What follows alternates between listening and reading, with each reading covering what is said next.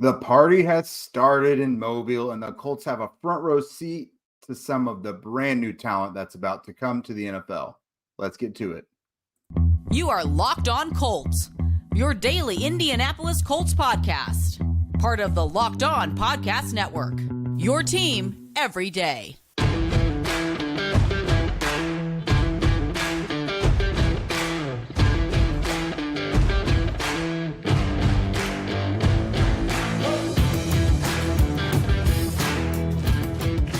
All right. Thanks for tuning in and making us your first listen of the day. This is your daily podcast covering your Indianapolis Colts, part of the Locked On Podcast Network, your team every day. And today's show is brought to you by FanDuel. Make every moment more. Right now, new customers, you guys get $200 in bonus bets if your best bet of $5 or more hits. Visit FanDuel.com/lockedon to get started. What is up, party people? This is Jake Arthur from horseshoehuddle.com.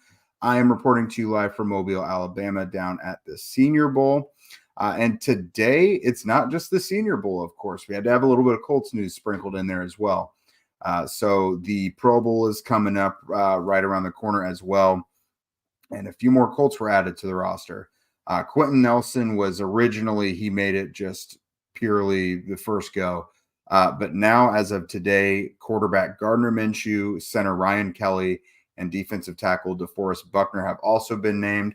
I think a lot of us have some pretty interesting and similar reactions on this one. I don't think anyone could really complain about Ryan Kelly or DeForest Buckner. Either of those guys really could have been an all-pro as well.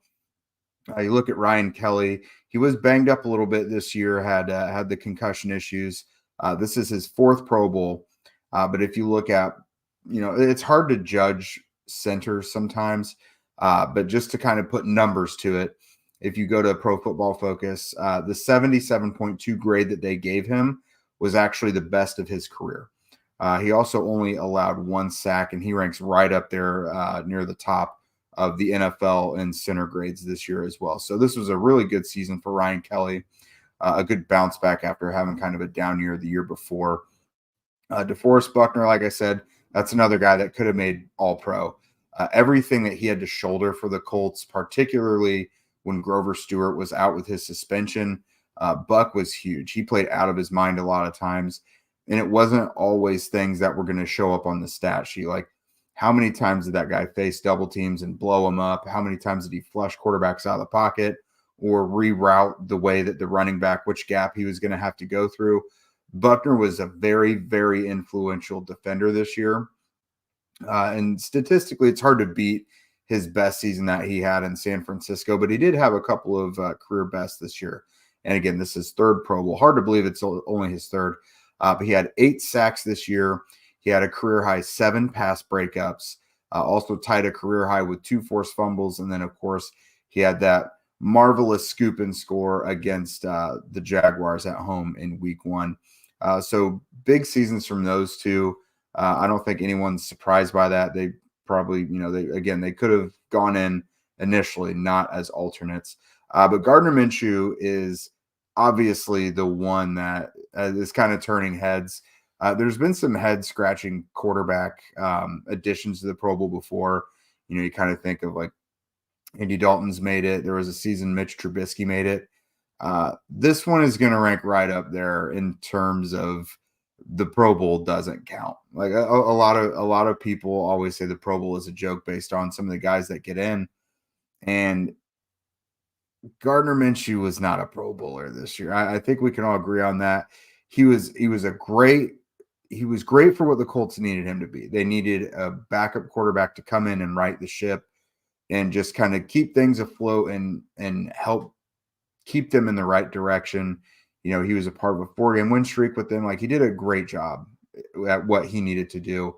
But Pro Bowler, I don't know about that. We're going to get into that. Oddly enough, Zach and my next show together is going to be a breakdown of Gardner Minshew's season, the good, the bad, and whether or not the Colts should re-sign him. So I'll kind of save a lot of that stuff for later when we do that show, because, Zach and I are going to have a lot to say and get into the nuts and bolts of it. But I will say for the last part of it, when I mentioned is, should the Colts re-sign him, I've got to think a Pro Bowl makes his price tag even a little higher. So that's going to be a really interesting wrinkle to the whole thing. So we'll get into that later this week, but we're going to shift our focus back to the Senior Bowl here. So the morning started, we spoke with Senior Bowl director Jim Nagy, also Chris Braswell, edge from Alabama, and then Oregon and former Auburn quarterback Bo Nix. The players, there wasn't anything earth-shattering there, but Jim Nagy had some interesting things to say. My biggest takeaways were, they have started to add juniors to this year's roster as well, underclassmen. Previously, they had allowed underclassmen who had already graduated could come in, but now they're allowing juniors and some underclassmen who are draft eligible. And Nagy commented that, NIL and players returning to school and the transfer portal and all that has really kind of torched the late rounds of the NFL draft. And it's not just them and their board. They see it that way. A lot of NFL teams see that the end of the draft this year is just real rough. Nagy said that, if he was a GM and he had several picks, like at the end of the draft, he'd be trying to package those up and move up into the top 4 rounds or so, which makes a lot of sense. This is going to be one of those drafts where the really strong scouting departments that are able to turn up the stones and find the EJ Speeds of the world and guys like that, those are the draft rooms that are going to be successful in this one. It's going to be a lot of guys who teams would have wanted as undrafted free agents. They're going to have to actually draft them this time around. So it'll be an interesting draft from that perspective. I do want to, I'll elaborate and say, he didn't completely poo-poo NIL and everything. He said NIL is really good for the players and it's beneficial for them and it's great, but there is a direct effect on the draft process. More players are staying because they can earn a little more money on NIL. Again, the transfer portal has never been more active either. So a lot of those guys, especially juniors who would have previously come out into the draft, a lot of those guys are staying or they're going to other schools, and it's affecting the depth of the draft. It was routine that we used to have 90, 100, 125, even 140 or 50 underclassmen declare for the draft, and it's only 55 or something this year. So the proof is in the pudding. Those are real numbers there. But coming up, we'll actually talk about practice. Today was the first day of practice for the American team and the national team. They'll have it Tuesday, Wednesday, Thursday. They will have the day off on Friday, and then the game ultimately will be at 1 Eastern, noon Central on Saturday.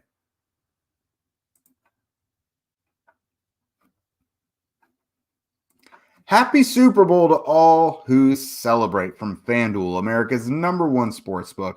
If you're like me, Super Bowl Sunday is all about scoring the best seat on the couch, grabbing your favorite snacks, and placing some bets.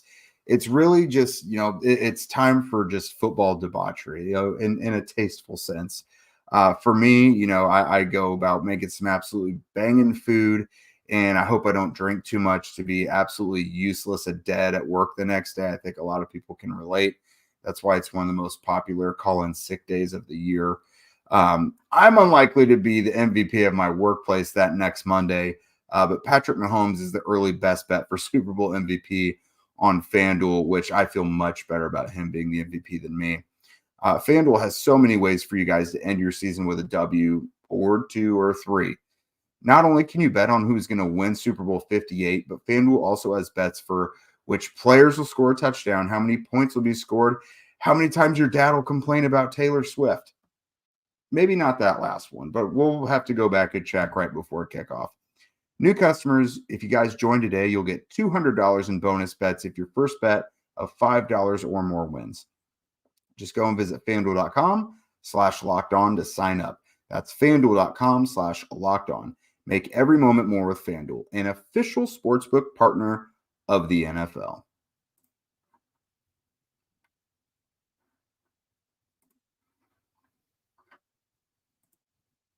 All right, let's talk practice. Let's talk offense. We'll go offense first and then defense. So just a reminder that Colts assistant linebackers coach Cato June, he and assistant linebackers coach Cato June and assistant offensive line coach Chris Watt, they're out there coaching for the American team this week. Obviously, June coaching the edge rushers and linebackers, and Chris Watt with the offensive line. I actually caught up with Watt after practice, and I'll post that video for you guys later after this. Lots of Colts other than those guys out in full force. Ed Dodds was roaming the sideline the whole time. When I was walking in, I saw Matt Turpinning and Jamie Moore. Chris Ballard is here. I'm pretty sure I saw Shane Steichen as well. Can't confirm, but I'm pretty sure it was him. But yeah, again, first day of practice, national team first, followed by the American team. I'm not going to consider this a throwaway day, but I will say performance on the field, there's not a lot of weight put in day one because, again, you just brought in all these guys. A lot of them have never played together. So they're getting used to each other. You got to work on timing, especially in the passing game. So you try not to totally scrutinize what goes on day one. You get a lot more out of Wednesday and Thursday's practices. But I'll still give you the highlights, some of the things I saw and what I kind of took away. So the quarterbacks are who everyone's really looking at in this one. The national team is pretty stacked. They've got Bo Nix, Michael Penix, and Sam Hartman. That one, again, I think it's going to be hard for people to peel their eyes away from them and watch other position groups other than O-line, D-line when that comes up. And, the offense and defense will be working on 7-on-7s. But a lot of people want to see how Penix rebounds from that rough national championship. Bo Nix is, real physically gifted. He's got that arm. He can run around a little bit. And then Sam Hartman, who I kind of blew Noah Compton's mind today. I said, if Sam Hartman has a surfer boy attitude, then that's Gardner Minshew. That's the new Gardner Minshew coming into the league. After watching Hartman in person today, I could take a lot of similarities away from that.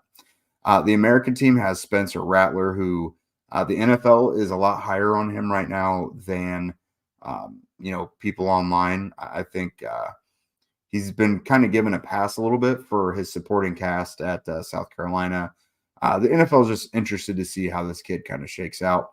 They've also got Joe Milton, who before the college season started, a lot of people circled him and said, that's this year's Anthony Richardson, possibly.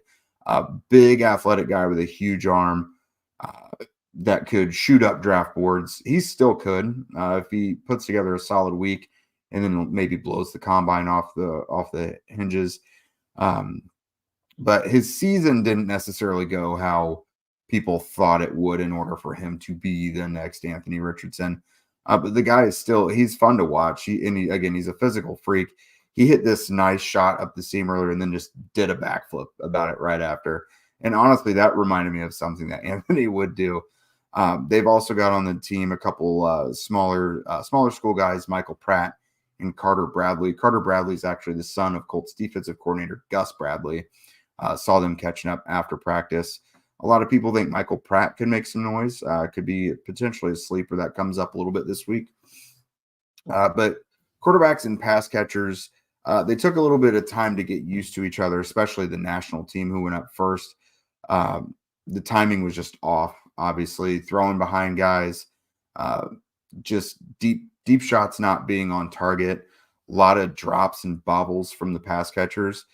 They did settle in as practice went on, as 7-on-7s came up, 11-on-11s. It did get a little bit better, but it was of course kind of a shaky start. But you would expect that. But still, there actually were plenty of guys that stood out in the passing game. It wasn't all bad. So we'll get to some of those here. Bo Nix and Jerry Rice's son, Brendan Rice from USC. They had a couple really nice connections during one-on-ones, a couple touchdowns from the 30-yard line. One of them was kind of just a deep inside post, and then the other one was just a go route down the right sideline. But Rice showed some really good things. They was able to battle through kind of really physical coverage to come down with a downfield catch. So that was good to see. TCU tight end Jared Wiley and Kentucky running back Ray Davis. I thought they both had some really nice catches during one-on-ones, particularly from Davis. It showed off his athleticism quite a bit. He had to leap up and kind of was banging up against the defender as he came up with the ball. So that was nice. Wiley's was a nice one-handed catch. And that was the day where I don't think the tight end showed a ton. So to see some of those guys stand out was pretty nice to see.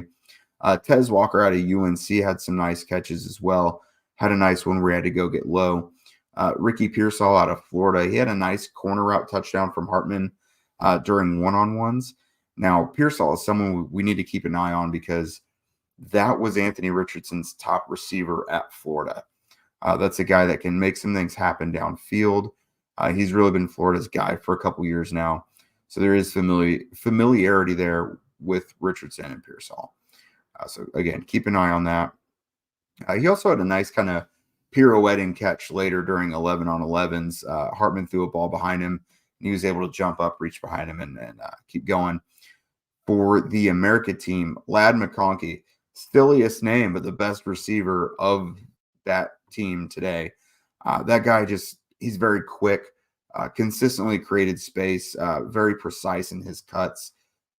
Guys like that, little slot receivers like that could create space and be those matchup winners, kind of like a Josh Downs. Those guys always stick. So I would look for him to keep making some noise throughout the draft process. Probably not going to test out of the roof, but when you look at actual gameplay, the guy can play football. I'm going to have a draft crush on Marshall running back Rasheen Ali, I'm pretty sure. I first noticed him today during the one-on-ones. His route running was really quick, and he gets good separation, just gets upfield quick as well. But he also had a couple of legitimate big pickups in the run game. It's hard to judge when they're not doing live in practice. Like there's contact, but it's not live tackling. You kind of have to take it with a grain of salt if something would be a legitimate big pickup or not. And he had a couple really nice runs. So he's someone I'm going to keep monitoring. USC running back Marshawn Lloyd and Georgia running back Dejun Edwards, they had really nice runs as well. I will say the American team, their run game never really got started as a whole. Like I thought that defense did a really nice job stopping the run. On offense, arguably the play of the day was Sam Hartman hit Michigan wide receiver Roman Wilson down the middle for a catch and run of about a 70-yard touchdown. That's a Notre Dame Michigan connection. You don't see that very often, either in the NFL or anywhere else. So fun to see, of course, hated rivals connecting like that. So coming up next, the defense made some noise as well. There was a little bit to take away from them. So we'll go ahead and get to that in a minute. Passion, drive, and patience. What brings home the winning trophy is also what keeps your ride or die alive. eBay Motors has everything you need to maintain your vehicle and level it up to peak performance. From superchargers, roof racks, exhaust kits, LED headlights, and more things that I know nothing about. Whether you're into speed, power, or style, eBay Motors has got you covered. With over 122 million parts for your number one ride or die, you'll always find exactly what you're looking for. And with eBay Guaranteed Fit, your part is guaranteed to fit your ride every time or it's your money back. Because with eBay Motors, you're burning rubber and not cash. With all the parts you need and the prices you want, it's easy to turn your car into the MVP and bring home that dub. Keep your ride or die alive at ebaymotors.com. Eligible items only, exclusions apply. eBay Guaranteed Fit only available to U.S. customers.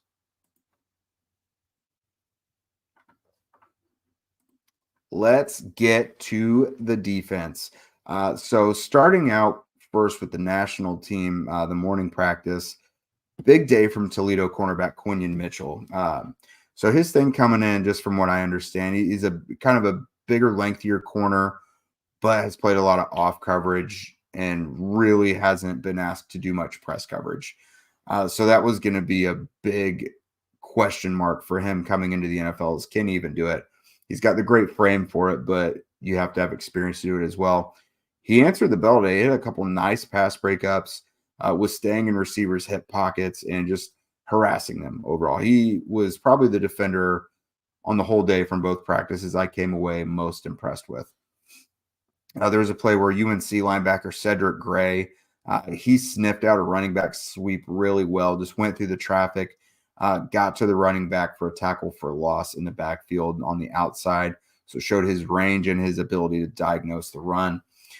Florida State defensive lineman Braden Fisk blew up a run play. He just thundered through the O-line and thudded right into the running back. That was a really good play to see from a guy who, like, he's not enormous, but he clearly showed his power there. And, if you could there's different ways to get into the backfield. You could be slippery. You can, win with your moves. But when you literally just bowl through there and get to the running back, that is going to endear yourself to every coach. So that was really nice. Lots of sacks on the day. Latu, arguably the top pass rusher there from UCLA, got a sack against Bo Nix. Duke defensive lineman Dwayne Carter got one against Michael Penix. Kansas edge defender Austin Booker got one against Penix. And then Alabama defensive lineman Justin Obobi got one as well. Again, I mentioned the American team run defense was really, really good. They swarmed to the ball. There wasn't a ton of like individual standouts that dominated it, but it was the old coaching mantra of putting 11 hats on the ball, basically. Like, they just did a really good job of everybody swarming to the ball and just making life difficult for the running backs, really not allowing many lanes to open up. There was a couple picks as well, both at the expense of Spencer Rattler, again, who is a quarterback that a lot of NFL people are here to see. Cal linebacker Jackson Sermon got one. His was off of a tipped pass, though. That one really wasn't on Rattler. And then Fresno State cornerback Carlton Johnson just got in front of the receiver on a crossing route. That one probably was on Rattler. But both of those actually came on the same sequence, the same drive of those 11 on 11s. So that was practice day one, and a few new Colts Pro Bowlers that we're going to talk about. Again, Zach has got a special guest coming up soon. Zach and I will get together again to talk about, our takes on Gardner Minshew. We're going to do our Gardner Minshew episode. We've been doing a lot of these individual profiles lately, so we'll go ahead and get Gardner's in there. No better time than now after him being named a Pro Bowler. Everybody, if you haven't already checked it out, Locked On has launched the first ever national sports 24/7 streaming channel on YouTube. Locked On Sports Today is here for you 24/7, covering the top sports stories of the day with the local experts of Locked On, plus our national shows covering every league. Go to Locked On Sports Today on YouTube and subscribe to the first ever national sports 24/7 streaming channel. And if you guys don't already, be sure to follow at Locked On Colts, at Jake Arthur NFL, and at ZachX2 on Twitter. Also subscribe on YouTube and wherever you listen to your podcast. We would also love your ratings and reviews as well. That helps us immensely. And with that, we will see you guys tomorrow.